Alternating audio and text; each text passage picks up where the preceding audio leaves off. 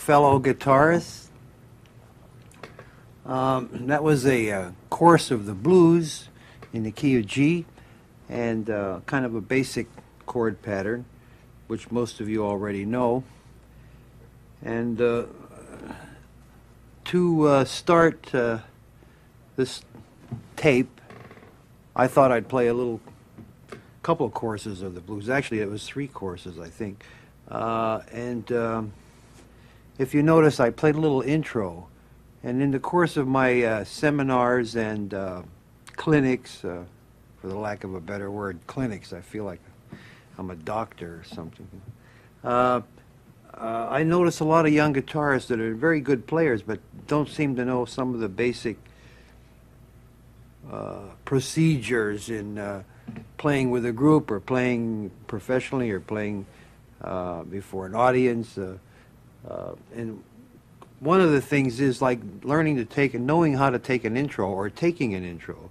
I took a little intro on that blues just to show you that you should know how to take an intro on a tune, or have some, and it's not necessarily a chordal intro. It can be any kind. It can be single lines, it can be chords, combination, it can be that happened to be, I think, a 6-bar intro. It can be a 4-bar. Generally it's a 4-bar or 8-bar intro. And also one of the other things that the players don't seem to do strong enough, that I noticed, is that ending a tune, like kind of jamming the last 8 bars or last 4 bars out, knowing like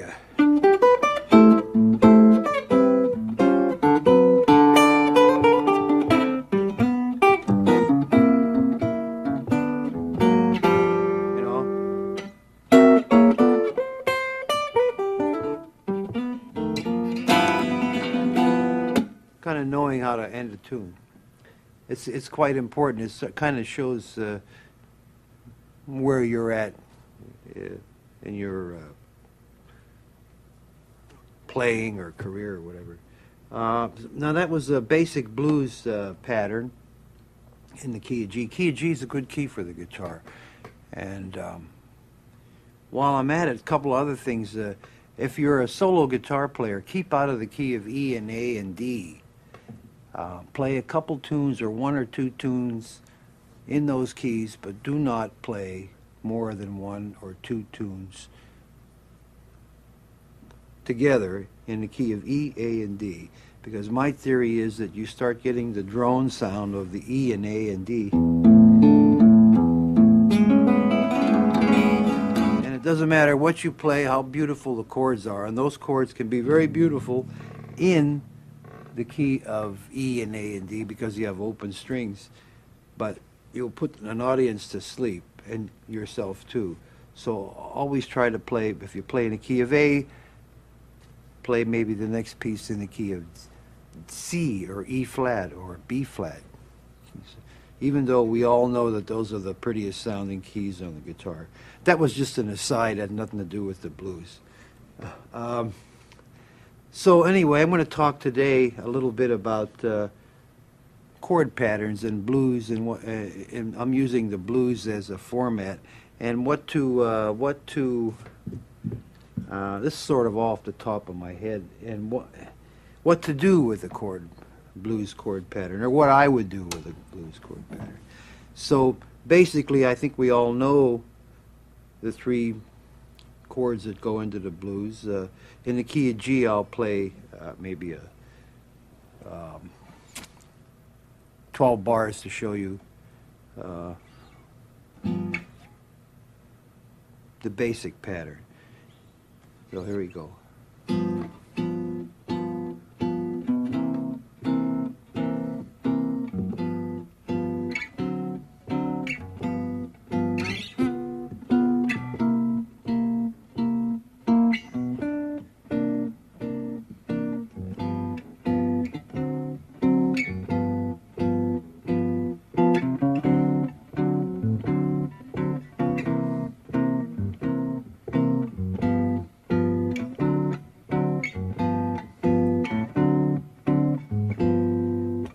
Like that. Now, when I have a 1 chord, you can always use the 5 chord. So you can always interchange the 1 chord with the 5 chord, and that gives you some motion. But so basically you have G, C7th, which is a change that you necessarily don't have to use, but I do, and most of the, let's say, big city blues players have this kind of a pattern. The C7, lots of times you go,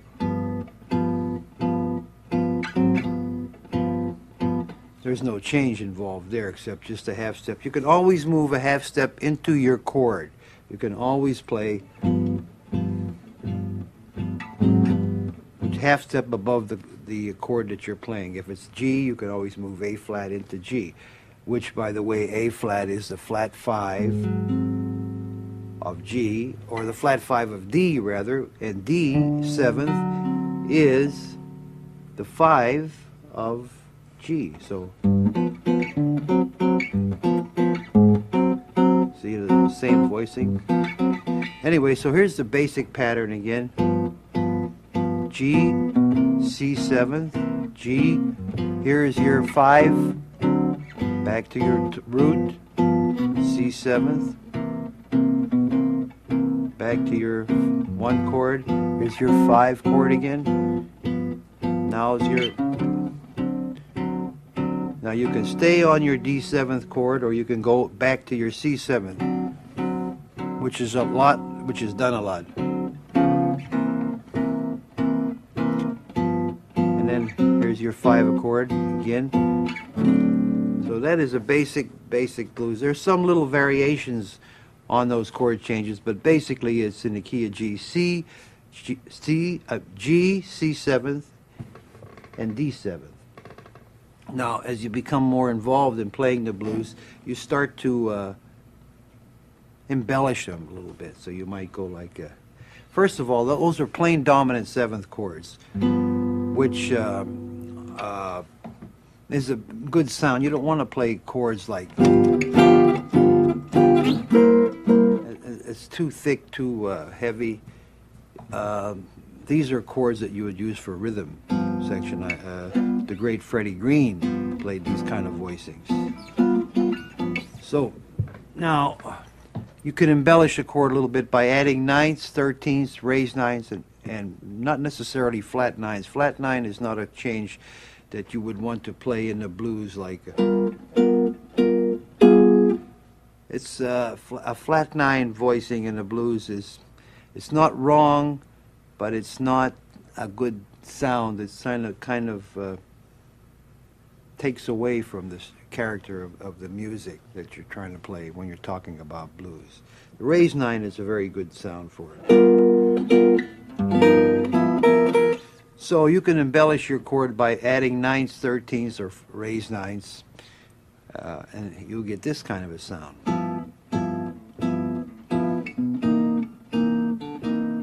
That's G7, D7, G7, C7, G9th, this is C7 raised 9, G7, D7 raised 9,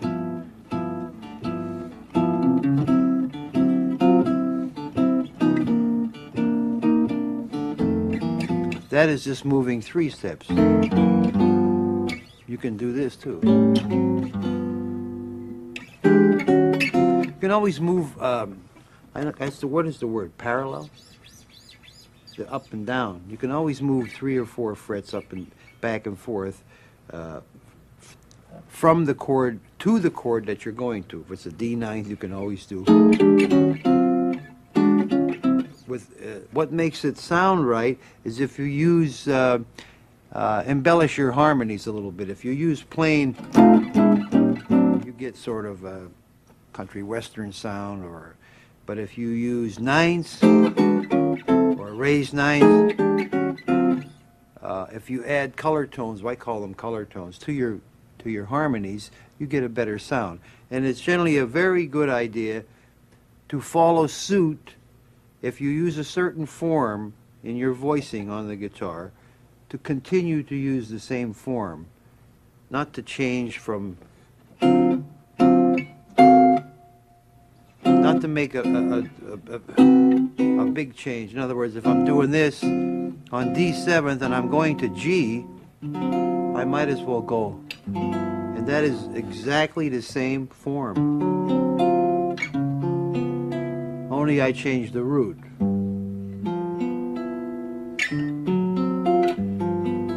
It's like voice leading, and it's like writing for, arranging for saxophones and things like that. It's a good idea to follow suit, to keep the same form, and just move it back and forth. You have better harmonies. Now I'll play 12 bars with some added tones to my chords. In this case, 13ths, 9ths, raised 9ths.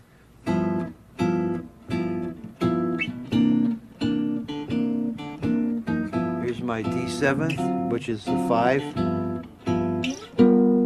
That's my G7th, which is also a raised 9, which is could be D flat, which is moving a half step.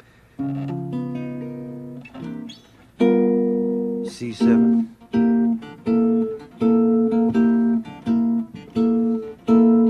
Raised 9th. G7th. D7th, raised 9th.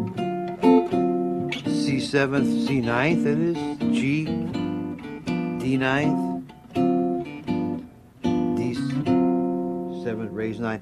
Now that's really very, very, very basic. All you're doing is playing from G on a G7th, C7th, and a D7th change. And what you're doing is just adding some color tones, raised 9ths and 9ths, but we haven't changed any of the chord pattern. We have kept to the basic chord pattern, which if you're really a beginner would be like...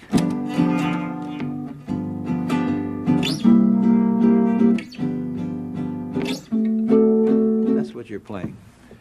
So now we have to take that to a higher plateau. I like that word, plateau.